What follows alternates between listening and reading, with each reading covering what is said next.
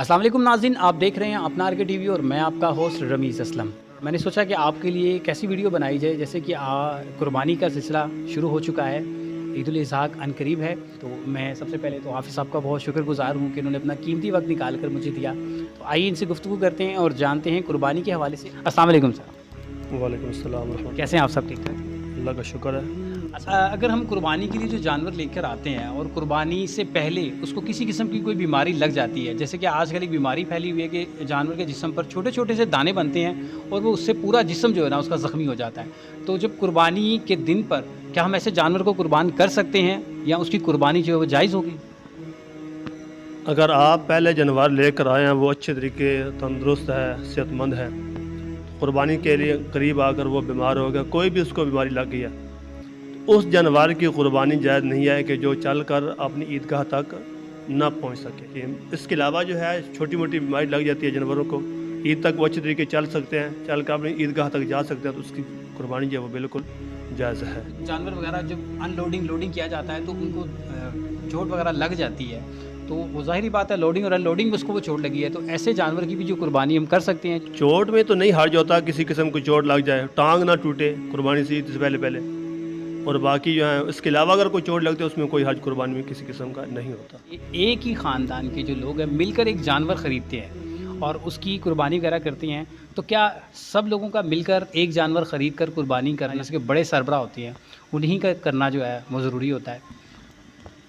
तो इसमें देखें कि कुर्बानी जो है ना, बड़ा जानवर जो होता है वो तो अगर कोई ख़रीदता है तो उसमें तो सारे घर वाले कुर्बानी 7 हिस्से जो हैं तो हो जाते हैं, सब मिल कर डालते हैं। अगर कोई छोटी कुर्बानी है, जैसे किसी में ने जानवर के अंदर हिस्सा डाल लिया, अब वो कहे कि हम सारे घर वाले डाल के हिस्सा थोड़े थोड़े पैसे करके डालते, तो वो फिर कुर्बानी किसी की भी नहीं होती। ज़िलहज जब शुरू होते हैं और स्टार्टिंग ज़िलहज से लेकर 10 ज़िलहज तक कुर्बानी तक जो है एक बाल कटिंग नहीं करवाए जाते, नाखून नहीं तराशे जाते, इसलिए कि कहते हैं कि जिन लोगों ने कुर्बानी करनी हो ये स्पेशल उन्हीं के लिए है या सभी के लिए? ऐसा नहीं, इसका सवाब सभी के लिए है। नबी करीम अलैहिस्सलाम की बारगाह में ये पूछा गया कि या रसूलल्लाह हम कुर्बानी नहीं कर सकते, तो हुज़ूर फरमाते हैं कि चाँद जब नज़र आएगा तो इन दिनों के अंदर आप नाखून पहले काट लें, मूछें जो हैं, दाढ़ी सेटिंग करानी है, बालों की सेटिंग करानी है, तो ये सब के लिए सवाब है, जो कुर्बानी करता है और जो नहीं करता। अब इसके लिए ये भी नहीं है कि लाजमी है, लाजमी नहीं है, मुस्तहब अमल है, अगर कोई कर ले तो बहुत अच्छा है, अगर कोई नहीं करता तो गुनाहगार नहीं है, करता है तो सवाब उसको बहुत ज़्यादा मिलता है। ईद उल अज़हा करीब आती है तो मोहल्ले में से, इलाके में से कुछ लोग जानवर को लेकर गली में, बाज़ारों में घूमते हैं, तो क्या ये चीज़ दिखावे में नहीं आती? देखिए, ये चीज़ वैसे हकीकतन शरीयत में देखा जाए तो ये मना है। आप शायद सुना होगा, देखा होगा कि ये कराची में जानवर पालते हैं, पूरा साल वो छतों पे पालते हैं, छत के ऊपर।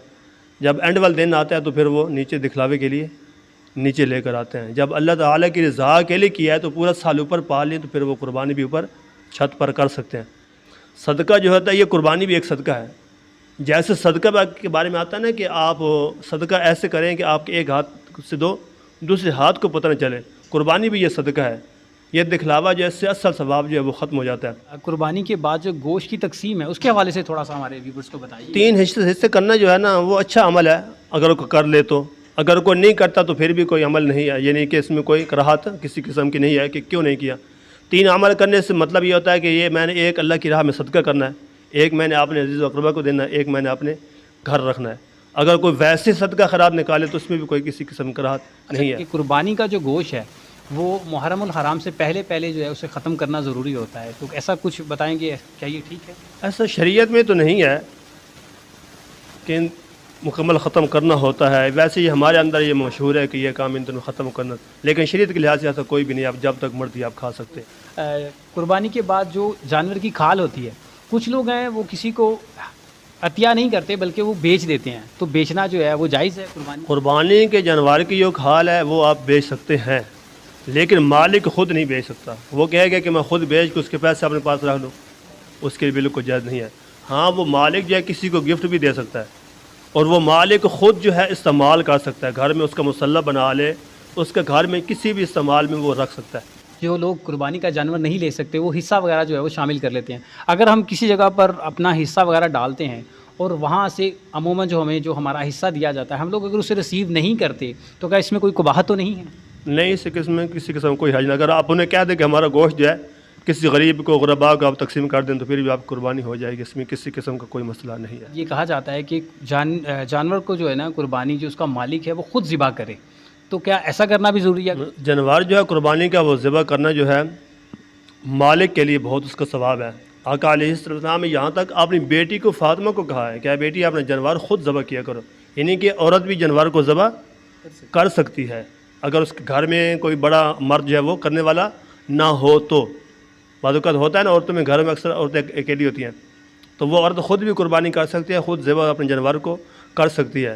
بلکہ اپنے جانور کو خود ذبح کرنا چاہیے, کسائیوں سے نہیں کرانا چاہیے. قربانی کے جانور کو خریدنے کے لیے کچھ خاص چیزیں جو جن چیزوں کو زیادہ غور کیا جاتا ہے, کچھ اس کی میں تھوڑی سی چیزیں ہم چاہتے ہیں کہ ہمارے ویورز کو بتائی جائیں. قربانی کے جانور پہلی بات تو یہ ہے کہ یہ ایک صدقہ ہے. صدقہ آپ وہ دیں کہ جو چیز آپ کو پسند ہے. باقی جانور لیں تو اس کے جو ہے سامنے والے جو دانت ہوتے ہیں یہ دیکھنے چاہیے. اس طریقے سے دمبا ایسا ہونا چاہیے کہ جس کی کم از کم 6 ماہ عمر ہو اور وہ ایسا لگے کہ جیسے یہ سال کے قریب ہے. اور بکرا جو ہے وہ 1 سال کے اوپر ہونا چاہیے. اس طریقے سے گائے ہے وہ 2 سال کے اوپر ہونی چاہیے. اونٹ جو ہے وہ 5 سال کو اس کی ہے تقریباً, یعنی کہ یہ چیز ہوتی دیکھنے کے لیے. باقی جانور کے سینگ وغیرہ دیکھنے چاہیے, کٹر زیادہ نہ ہو, کان وغیرہ کی, اس طریقے سے اس کی ناک وغیرہ, اس کی دم وغیرہ, یہ چیز ضروریت ہے قربانی کے لیے دیکھنے کے لیے. تو ناظرین آپ نے دیکھا کہ قربانی کے حوالے سے ہم جو غلطیاں کرتے ہیں, آج ہمیں اس کی کافی گائیڈ لائن جو حافظ صاحب نے دی, اور یقین کرتا ہوں اس ویڈیو سے جو آپ کو کافی انفارمیشن جو ہے حاصل ہوئی ہوگی. تو اپنی اگلی ویڈیو تک کے لیے میں آپ سے اجازت چاہتا ہوں, اس امید کے ساتھ کہ یہ ویڈیو آپ کو ضرور پسند آئی ہوگی. اپنا بہت سارا خیال رکھیے گا. خدا حافظ.